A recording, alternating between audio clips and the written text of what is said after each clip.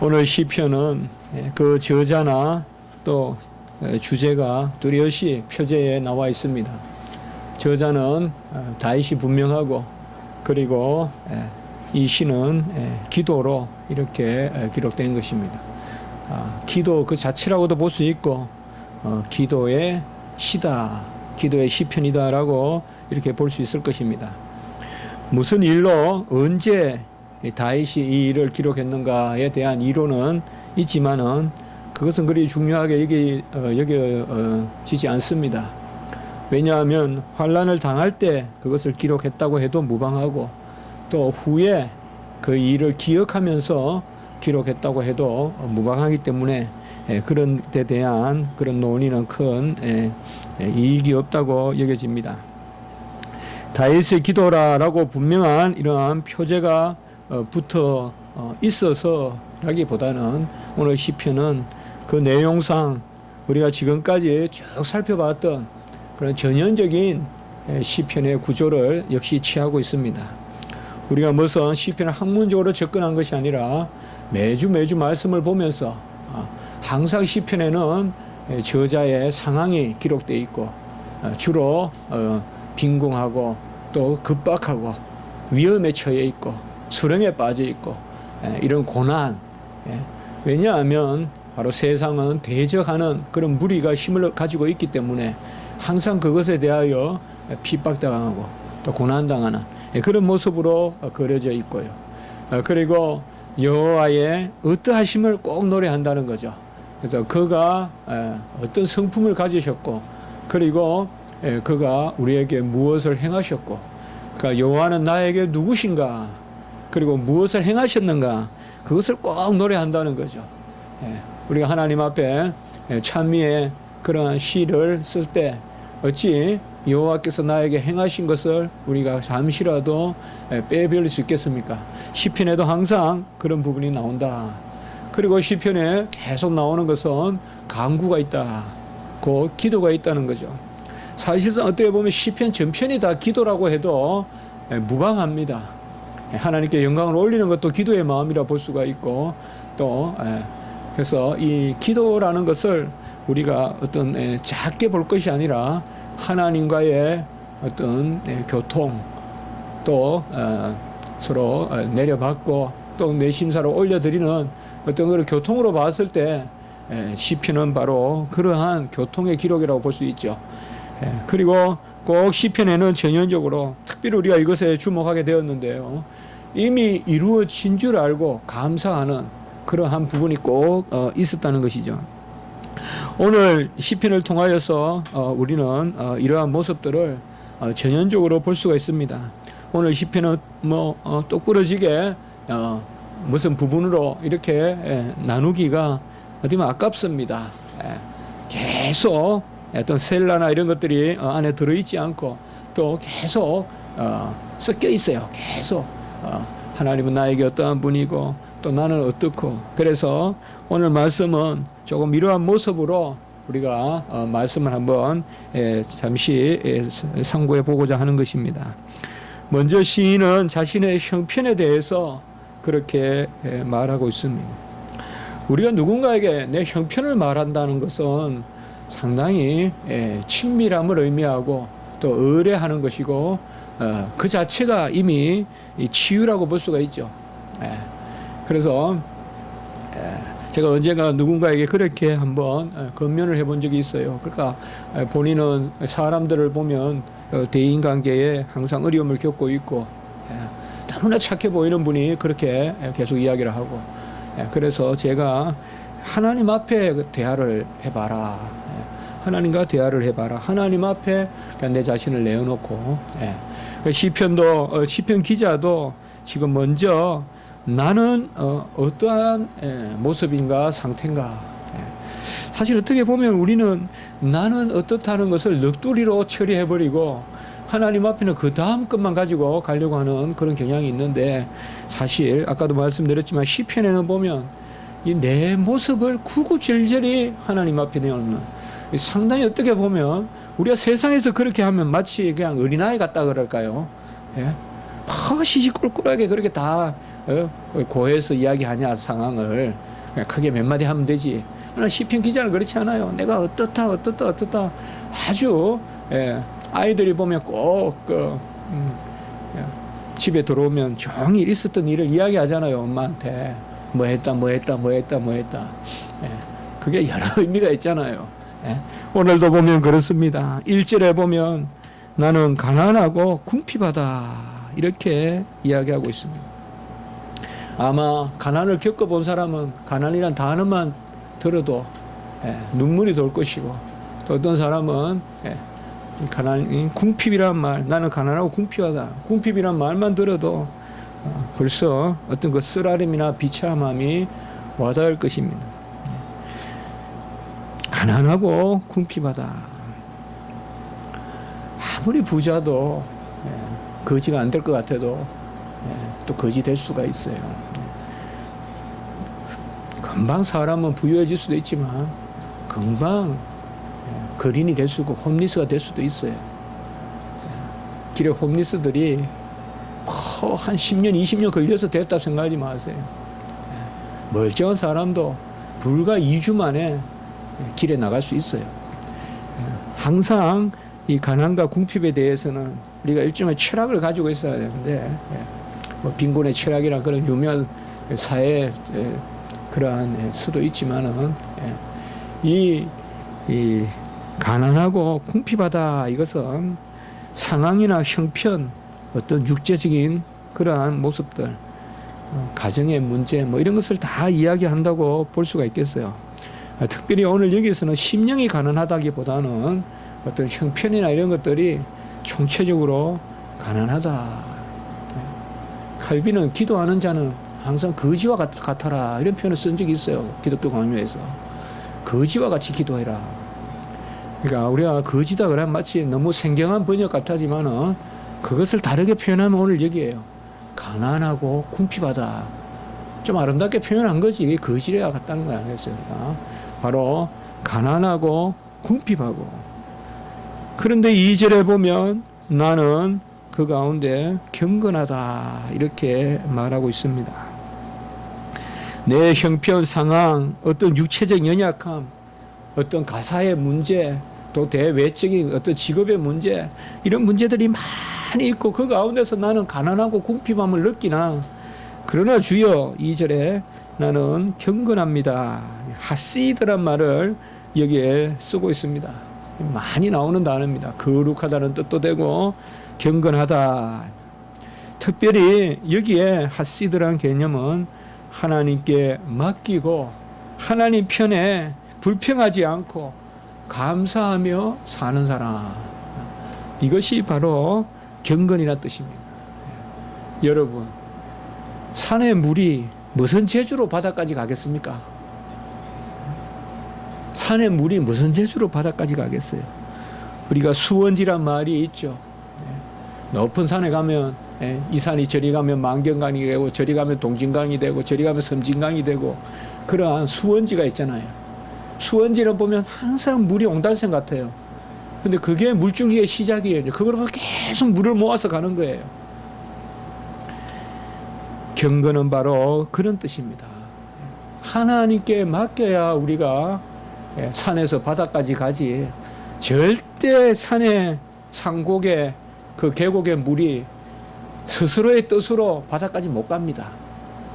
우리 인생도 마찬가지입니다. 여기에 쓰는 단어는 하시드란 단어는 저는 특별히 그렇게 한번 생각해 봅니다. 우리 인생도 마찬가지입니다. 부초 같다 하기도 하고 하지만 어찌 내가 이 자리까지 와 있느냐 참 생각해 보면 꼭 물만의 이야기겠습니까? 저도 간혹 보면 어찌 제가 이곳까지 와 있는가 싶을 생각이 많이 듭니다. 삶을 생각하면 짧은데 우여곡절을 생각하면 꽤 그래도 길게 온 것 같기도 한 그런 삶이잖아요. 바로 시편 기자는 지금 두 가지를 이야기하고 있어요. 형편에 대해서. 가난하고 궁핍하나 맡기고 산다. 경건하다. 여기 하시드란 말은 맡긴다.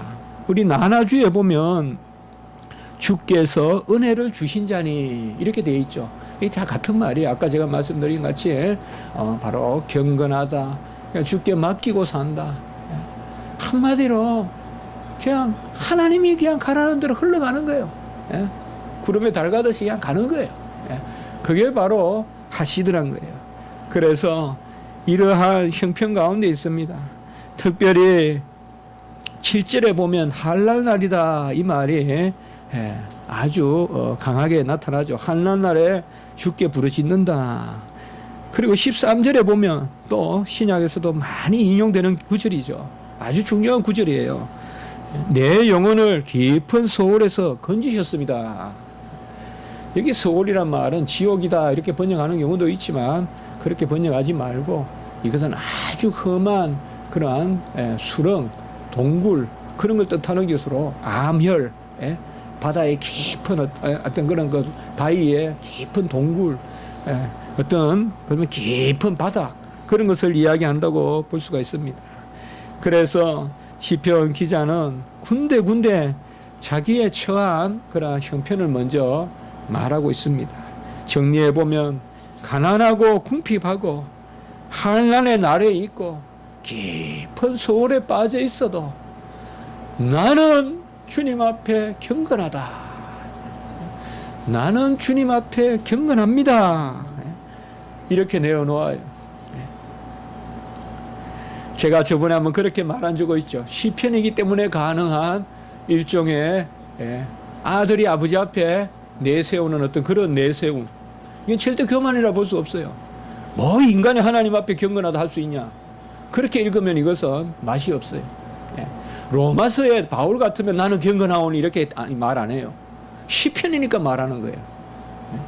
이미 경건조차도 하나님이 하신다 생각하고 우리가 산에 가서 주여 이 종이 아들 아닙니까? 이 종 주의 선한 자녀 아닙니까? 내가 뭐가 선해요? 그건 기도니까 말이죠. 이미 그 너머까지 그냥 맡기고 그래서 시편에 우리가 간혹은 보면 뭔가 좀 교만해 보이는 것 같지만은 절대 그건 교만이 아니에요.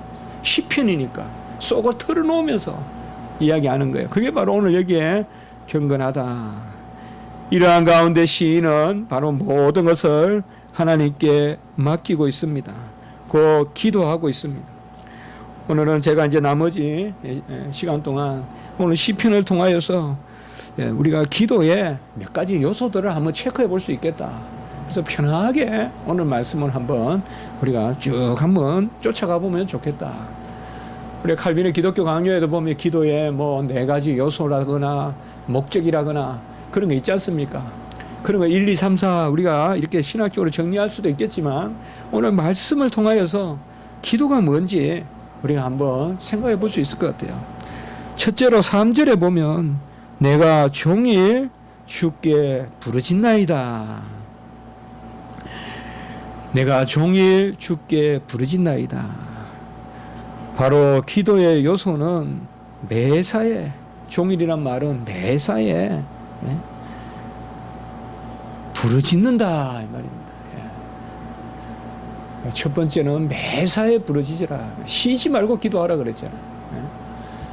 그러니까 기도는 쉬지 말고 하는 것이다.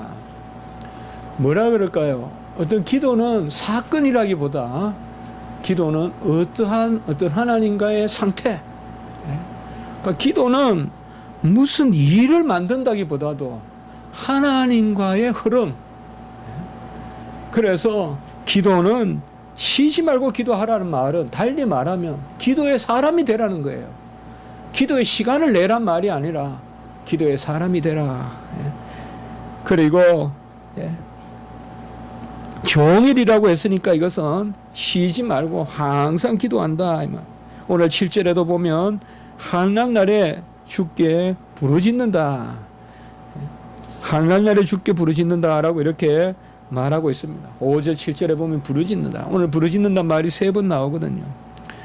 첫째로 바로 기도는 종일 쉬지 말고 부르짖는다. 이것도 우리가 이미 나눈 적이 있습니다. 기도는 기본적으로 부르짖는 것이다. 부르짐이 없는 기도는 이거는 하나님 앞에 서는 우리의 기본 자세는 부르짖는 것이다. 부르짖는 것은 또 육성에 부르짖는 것만이 아니라 우리 심령의 간절함, 이런 것을 하나님 앞에 내어놓는 것이다. 그래서 종일 부르짖는다. 두 번째 기도의 그러한 특징은 바로 하나님 앞에 맡기는 것인데, 그것은 4절에 보면 내 영혼이 주를 우러러 보오니 라고 이렇게 표현하고 있습니다. 주를 우러러 본다, 이 말은 히브리어로 나사라고 하는데 끌어올린다 혹은 운반한다, 그런 의미가 있습니다. 나를 끌어올려서 하나님 앞에, 어떻게 눈을 들어본다는 의미도 있지만 내 자신을 끌어올려서, 이 말은 다른 것이 아니라 하나님이 나를 비전대로 나를 자녀 삼아 주시면 자녀답게 하나님 앞에 나아가는 것입니다. 여러분, 우리가 내려본다면 얼마나 힘들겠습니까? 삶이. 그러나 우러러 보니까 얼마나 감사합니까? 하나님을 내려본다면 우리가 하나님을 채워야 될 것이고, 하나님을 내려본다면 우리가 하나님을 인도해야 될 것이에요.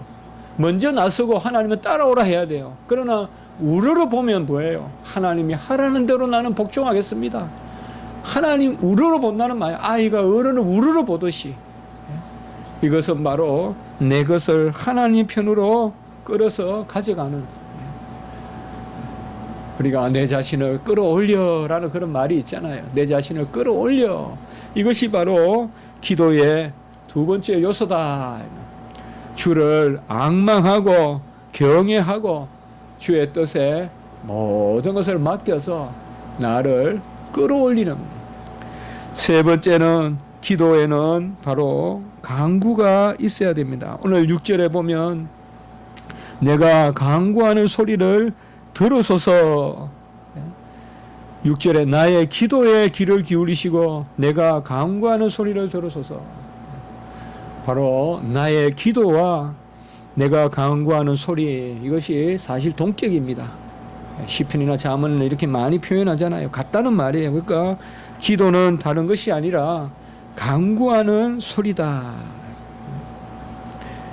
간구라는 게 뭘까요?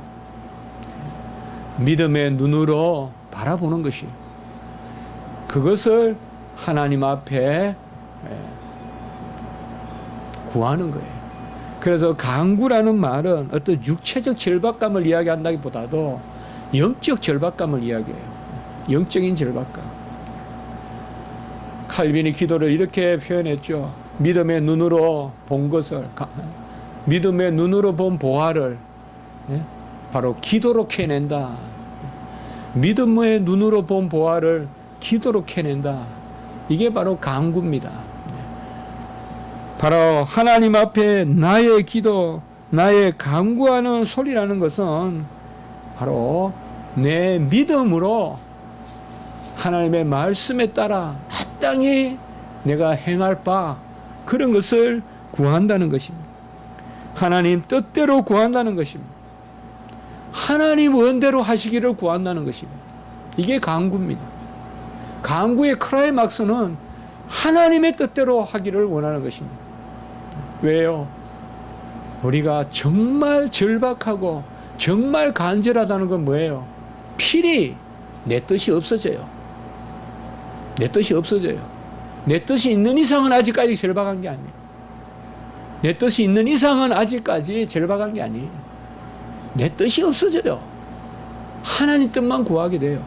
그게 바로 간구하는 소리다. 먼저 그의 나라와 의를 구하라. 이런 게 다 간구예요. 다 간구입니다. 우리 문 열어드려야 될 것 같은, 오신 것 같은데요. 혹시 한번. 그래서 기도의 우리가 세 번째 요소는 아닙니까? 계속 또 앞에 있어서 세 번째 요소는 간구하는 소리다. 찾아라, 두드리라, 그리고 구하라. 이런 것들이 다 간구가 되겠습니다.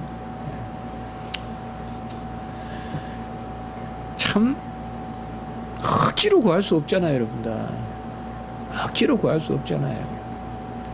구할 수 있다는 게 건전한 거죠. 건전한 거죠. 땀도 억지로 못 흘려요. 건강에 흘리지. 마찬가지잖아요. 바로 간구라는 것은 그것입니다.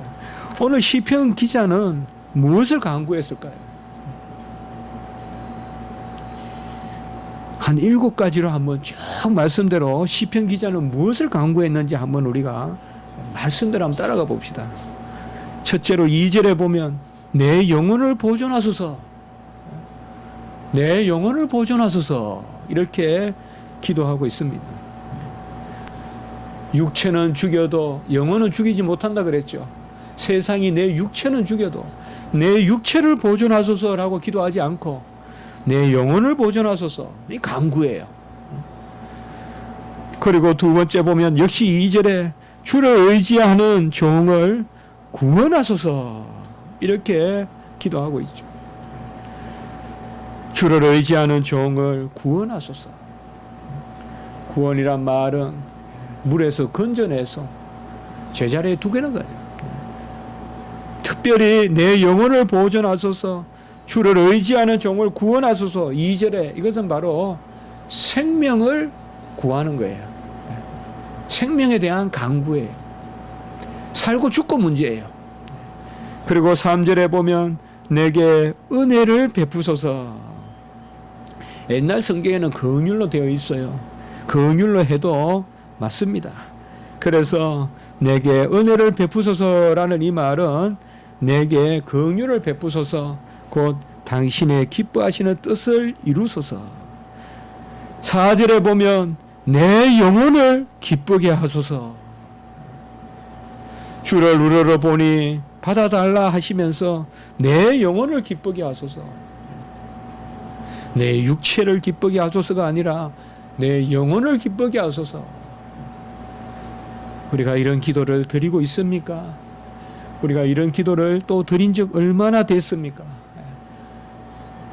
영혼을 보존하소서, 영혼을 기쁘게 하소서. 5번째 보면 11절에 보면 주의 도를 내게 가르치소서. 주의 도, 데렉, 길이라는 뜻이에요. 주의 길을 내게 가르쳐 주소서. 이게 간구예요, 지금. 시편 119편 18절에 보면 내 눈을 열어 주의 기이한 법을 보게 하소서. 그게 같은 말이에요, 오늘 여기에 11절하고. 내 눈을 열어 주의 법을 보게 하소서. 그리고 6번째 기도는, 6번째 간구는 뭐예요? 일심으로 주의 이름을 경외하게 하사. 제가 오늘 말씀을 준비하면서 사실 마음이 좀 부끄러웠어요. 제가 어젯밤에 기도한 거 하나도 없어요, 여기에. 전부 저는 육신을 구했고 가족을 구했고, 물론 우리 청년부에 의해서 기도도 했지만은 조금 부끄러웠어요. 일심으로 주의 이름을 경외하게 하소서. 그리고 7번째 내게로 돌이키사. 지난주에 봤죠. 우리 지난주에는 돌이킴이 4번이나 나왔죠. 수버, 돌이킨다. 여기에 좀 돌이킨다는 단어가 좀 다르지만은 크게는 의미가 다르지 않아요. 내게로 돌이키사 은혜를 베푸소서. 여기 돌이키사라는 말은요, 여기에서는 파다라고 하는데 히브리어로 파님이 얼굴이거든요. 얼굴을 돌이킨다 이 말이에요. 그러니까 주의 얼굴을 나에게 향하여 주사. 우리 민수기에 축복할 때 나오잖아요, 6장에. 주의 얼굴을 향하여 은혜를 베푸소서. 그리고 8번째 주의 종에게 힘을 주시고 주의 여종의 아들을 구원하소서. 16절. 계속 오늘 이제 간구를 제가 하나씩 지금 그냥 이렇게 열거하고 있습니다. 힘을 주시라라는 말은 여호와의 뜻대로 자라게 해달라는 뜻이에요. 힘이라는 말은 우리가 힘이다 이라면 어떤 외부적인 수단, 그게 아니에요. 성경에서 많은 경우에 힘은 뭐냐? 모든 피조물이 열매 맺는 힘이에요. 자라가는 거예요. 요새 야외 나가보면 논에 벼가 자라고 가수에 사과가 자라는 그게 힘이에요. 성도가 자라는 것. 그래서 힘을 주시고 여종의 아들을 구원하소서. 성경에는 이런 약속된 용어들이 좀 있거든요. 그래서 우리가 힘이라면 우리는 그냥 아이고 막 이두박근 삼두박근부터 생각하는데 그게 아니라 내가 여호와의 자녀로서 온전하게 자라는 힘, 생기, 이런 힘이에요. 힘을 주시고 마지막 9번째, 은총의 표적을 내게 보이소서. 오늘 17절 마지막이죠. 은총의 표적을 내게 보이소서. 얼마나 멋있는 기도입니까? 내가 주님의 은총을 받고 있다는 표가 나게 해달라는 거죠. 은총의 표적을 보이소서. 표적이란 것이 뭡니까? 바로 하나님의 살아계심과 어떠하심을 드러내는 기적. 이게 표적이거든요. 나를 드러내는 게 아니라 하나님의 어떠하심을 드러내는 거, 그게 표적이에요. 표적이 나쁜 것 아니에요. 표적을 숨기는 게 나쁘죠. 좋은 의미로 내가 여호와의 어떠하심을 드러내는 그러한 도구가 되게 해주십시오. 그러면 17절 중반부에 보면 그들이 나를 미워하는 그들이 보고 부끄러워하리니 이렇게 이야기하고 있잖아요. 여호와의 은혜 베푸시는 표적을 나에게 보여주시면 나를 대적하는 그들이 부끄러워하리니. 오늘 시편은 다윗의 기도라는 표제가 붙어 있고, 다윗은 바로 기도에 제가 이런 요소가 있는데 세 번째 요소는 간구가 있어야 된다. 근데 무엇을 간구했느냐? 간구는 바로 절박하게 하나님의 말씀에 따라 구하는 것인데, 기도에는 그게 있는데, 영혼을 보존하소서, 영혼을 기쁘게 하소서, 주의 도를 가르치셔서 주를 경외하게 하소서, 주의 얼굴을 내게 비추어 주소서, 주의 뜻대로 내가 성장하게 하소서, 옥토의 씨앗같이 열매 맺게 하소서, 마지막으로는 은총의 표적을 보이소서. 같이 합시다. 은총의 표적을 보이소서. 제가 열심히 공부해서, 열심히 연구해서, 열심히 일해서 자수성가했다는 그것을 드러내지 말게 하시고, 여호와가 나를 위하여 일하신다, 여호와가 살아계신다, 그 표적을 보이소서. 와, 저 사람을 보니까 여호와는 살아있어. 정말 우리가 이런 기도를 드리면 얼마나 기쁘겠어요. 그렇겠죠. 내 육체를 살려주소서 하지 않고 육체를 멸하는 자를 두려워하지 말고 영혼을 죽이기도 하고 살리기도 하는 주를 두려워하라 했잖아요. 그러니까 영혼을 보존하소서, 영혼을 기쁘게 하소서. 같이 합시다. 영혼을 기쁘게 하소서. 우리가 간혹 참 힘들고 어려운 일이 있더라도 조금 기쁨의 요소를 찾으세요. 취미생활도 좀 하면 좋겠죠. 저는 간혹 그럴 때가 좀 있어요. 저는 취미생활 별로 없습니다만은 어떨 때는 이렇게 참 음악을 좋아해요. 조금. 그래서 음악을 들으면 참 정말 기뻐요. 마음에 감동이 많고요. 정말 막 그래서 우리가 하나님 앞에 기쁨을 누려야 되지만은 기쁨의 요소를 찾아야 되는데 너무 우리가 오리엔테이션이 이 육체의 기쁨으로 되어 있거든요. 내 영혼을 기쁘게 하소서. 그러니까 내 영혼의 기쁨, 일심으로 주를 경외하게 하소서. 이러한 우리가 기도 제목을 보면 여러분 교만하지 않죠. 우리가 간혹은 보면 기도 제목 자체가 벌써 교만하게 보일 때가 많죠. 우리가 기도 제목 내라 그러면 청년 때 또 기도 제목 내라 그러면 기도 제목 자체가 스케일을 뜻하죠. 야, 이런 걸 기도 제목으로 냈어? 대통령 되게 해달라 그래. 막 이 기도 제목 자체가 교만이죠. 오늘 여기 보세요. 내 영혼 살려주세요. 내 영혼 기쁘게 해주세요. 주의 도 가르쳐 주세요. 주를 경외 잘하게 해주세요. 주의 얼굴 좀 비춰주세요. 내가 아무것도 없으니 나는 그저 은총의 표적이 되게 해주세요. 얼마나 겸손해요. 은혜가 되는 기도죠. 정말 은총의 표적이 되게 해주세요. 참 이렇게 여러분과 제가 살았으면 좋겠습니다. 은총의 표적이 되게 해주세요. 저는 모르겠어요. 조심스러운 이야기지만 우리 원옥이 대학교 간 거 정말 은총의 표적이거든요. 생각하면 할수록 은총의 표적이에요. 제가 하나님 앞에 그렇게 좀 기도한 적이 있었어요. 종이 힘들고 뭘 할지도 모를 때 그때 극적으로 야곱과 같이 종을 다시 되돌려서 큰 은혜를 베푸셔서 지금까지 이르게 하신 주님이시여, 종에게 다시 한번 그런 은혜를 주십시오. 그래서 삶이 변화되게 하고 어거스틴의 해심과 같이 이제는 생명의 해심이 아니라 생활의 해심까지 좀 따라오게 해주십시오. 그런 기도를 드린 적이 있는데 참 두려운 이야기지만 이것조차도 또 혹시나 자랑과 같이 이러지만 내가 그래도 나누고 싶었어요. 정말 아무것도 한 적이 없거든. 정말 불가능한 가운데서도 하나님, 몰라요. 우리가 한 게 있으면 주일날 공부 안 하라고 한 거 그거밖에 없어요. 그것도 중심이지 뭐. 실제적으로 온전히 주일 성수가 됐겠습니까? 집에 와서 다 뭐 코미디도 보고. 그래도 어쨌든 중심이니까 주일날은 공부하지 마라.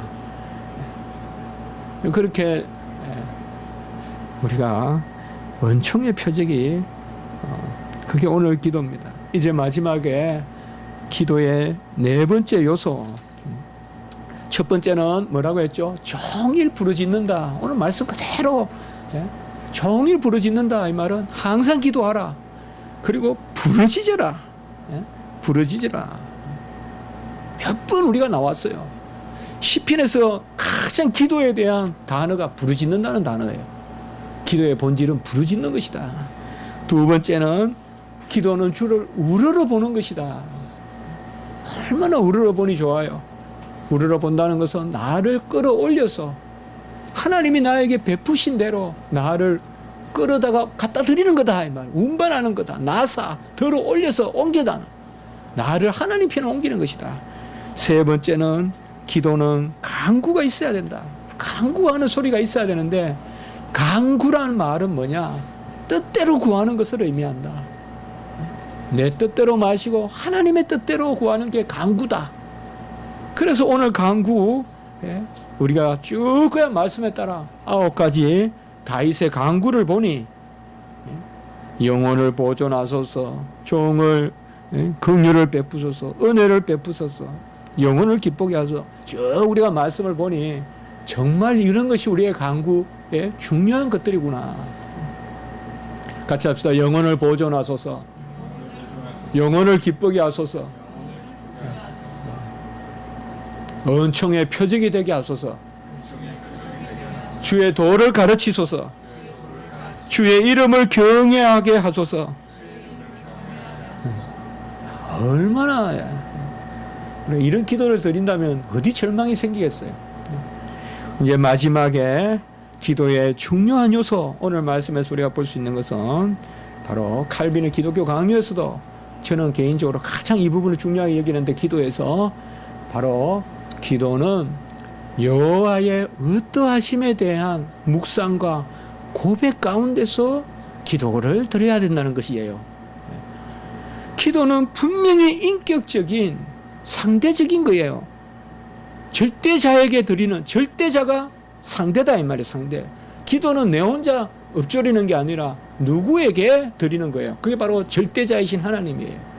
그러니까 기도는 누구에게 드리냐가 상당히 중요하다. 거룩하시니 거룩을 구하고 사랑이시니 사랑을 구하고 전능하시니 우리가 할 수 없는 것도 구하는 것이죠. 그래서 기도의 오늘 네 번째는 바로 기도는 하나님의 어떠하심을 인정하고 묵상하고 그 가운데 기도한다. 우리가 기도할 때요, 기도 제목이다, 또 간절함이다, 이런 것이 어디에서 나오는가 하면요, 하나님의 어떠하심에 대한 묵상에서 나와요. 하나님이 어떻다, 또 그는 뭐를 이루셨다. 그래서 항상 기도에 보면 그러한 하나님의 어떠하심과 그의 행하심에 대한 묵상 가운데서 자연스럽게 기도 제목이 나와요. 오늘도 보면 바로 8절에 보시면, 7절에 보시면 한난 날에 부르면 응답하신다. 주는 누구시냐? 특별히 5절부터 봅시다. 5절, 5절이 중요하죠. 같이 한번 읽어볼까요? 주는 어떠하신 분인가? 시작. 주는 선하사 사지하기를 즐거워하시며 주께 부르짖는 자에게 인자함이 후하심이니이다. 이건 모르고 기도하면 되겠어요? 주는 칼을 빼드는 판단자시고 주는 심판자시고 그렇게 생각하고 기도하면 기도가 되겠냐고요. 주는 선하사 사죄하시기를 즐거워하시며 주께서 부르짖는 자에게 인자하심이 후하다. 막 떼쓰는 자에게 인자하심이 후하다 이 말이에요. 주님의 선하심은 같이 합시다. 사죄의 선하심. 세상의 선함은 선악을 판단하는 선함인데 주님의 선하심은 용서하시는 선하심이에요. 윤리적인 선을 넘어서요. 용서의 선이에요. 그래서 주는 선하사 사죄하기를 즐거워하세요. 그러니 죄가 있는 곳에 은혜가 넘치고 내가 죄인 중에 계수를 하면서도 즐거워하고 그것이 바로 여호와의 어떠하심이에요. 우리가 큰만 생각해 볼 수가 있겠죠. 그래서 기도 가운데 어떠하심에 대한 고백이 중요하다 이 말이에요. 우리가 주의 어떠하심을 고백한다는 게 곧 기도라고 해도 돼요. 여호와는 부르짖는 자에게 주심이 후하심이다라고 내가 고백한다면 그게 기도예요. 내 기도에게 후히 베풀어 주십시오라는 말과 똑같은 거예요. 여호와를 인정한다는 것이 곧 기도예요. 아무것도 나 기도 제목 오늘 내놓은 거 없고 그냥 산에 갔다 그냥 내려온 것 같아도 아니에요. 가장 깊은 기도를 하고 내려온 거예요. 가장 깊은 기도를 하고 내려온 거예요. 여호와를 인정하는 것이 기도예요. 여호와는 선하사 사죄하기를 즐거워하시고 이 사죄가 바로 7절에 보면 한난 날에 부르면 응답하시고 8절에 보면 또 어떠하심에 대한 말이 나오죠. 8절 같이 한번 읽어볼까요? 시작. 주여 신들 중에 주와 같은 자 없사오며 주의 행하심과 같은 일도 없나이다. 이것도 뭐예요? 떠맡기는 거 아니에요. 바로 주님 같은 분 없고 주님 같이 바다 가르고 여리고서 무너뜨린 분도 없고 주님은 기적을 행하시는 분. 바로 여호와가 어떠한 분이라는 것을 인정하다. 주님만이 유일하신 하나님이시오. 유일신이요. 주님만이 유일하신 일을 행하시는 유일한 역사를 행하시는 분. 이게 기도입니다. 주여 주님만이 홀로 영광을 받으시고 주님이 모든 일을 알고 계시고 주님이 그의 자녀의 모든 것을 돌보시고 주님의 행사는 기이하여 우리가 다 헤아릴 수 없고 오묘합니다. 우리가 이렇게 주님 앞에 앉아서 하나님께 인정할 때 그게 기도예요. 기도예요. 또 가볼까요? 10절 또 볼까요? 10절 같이 한번 읽습니다. 시작. 무릇 주는 위대하사 기이한 일들을 행하시오니 주만이 하나님이시니이다. 왜 기도에 지금 이렇게 계속 주는 어떠한 분이다 어떠한 분이다 시편에 보면 계속 나와요. 이렇게 기도마다 여호와가 어떠한 분이라는 것 그래서 칼빈이 기도에서 중요한 것은 아까 말씀드렸듯이 그의 어떠하심을 인정하고 묵상하는 것, 이게 기도의 아주 중요한 요소다.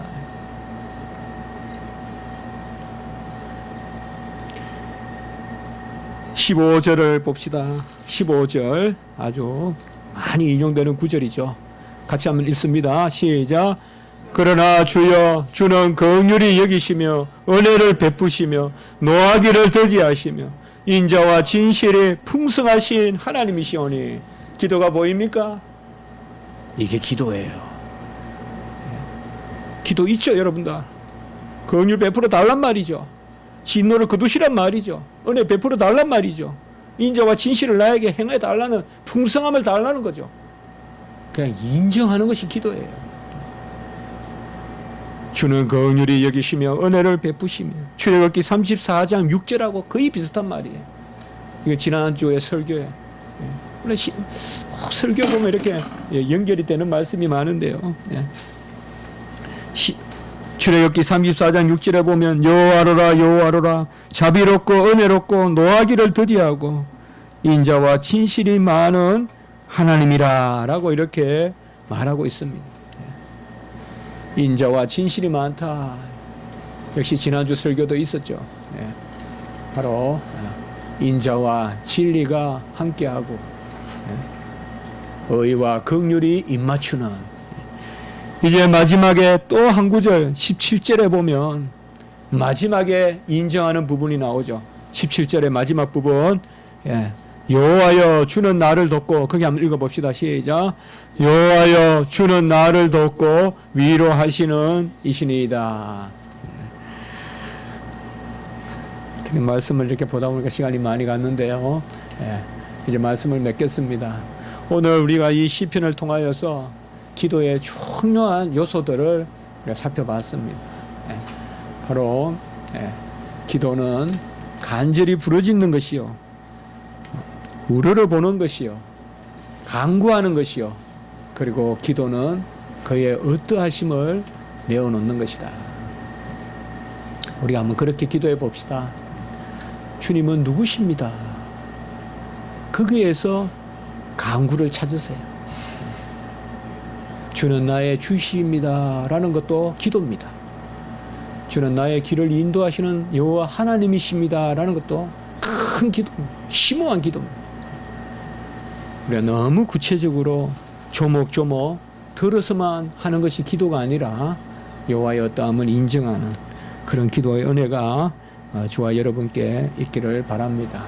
오늘은 먼 길을 가야 돼서 우리가 제가 한번 기도드리고 전체적으로 오늘 한 분만 같이 통성 기도하고 그렇게 하겠습니다. 제가 먼저 한번 기도드리겠습니다. 거룩하고 자비로우신 하나님 아버지, 오늘 다윗의 기도의 시편을 통하여서 저희들에게 기도의 중요한 요소들을 가르쳐 주시니 감사합니다. 항상 종일 부르짖으라라고 말씀하시고 우러러 기도하라라고 말씀하시고 간구하라고 또한 말씀하시고 특별히 여호와의 어떠하심을 인정하는 그 기도를 드리라고 말씀했습니다. 여호와 하나님이여, 우리도 다윗과 같은 그런 마음입니다.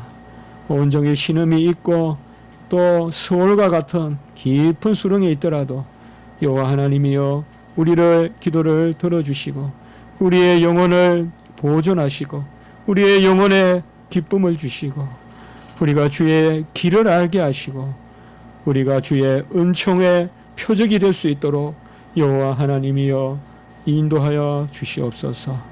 오늘 모든 것을 주님께 맡깁니다. 특별히 우리 청년부 행사위에 은혜를 더하시고 오가는 길에 안전을 허락해 주시옵소서. 구주 예수 그리스도 이름으로 감사하며 기도드리옵나이다. 아멘.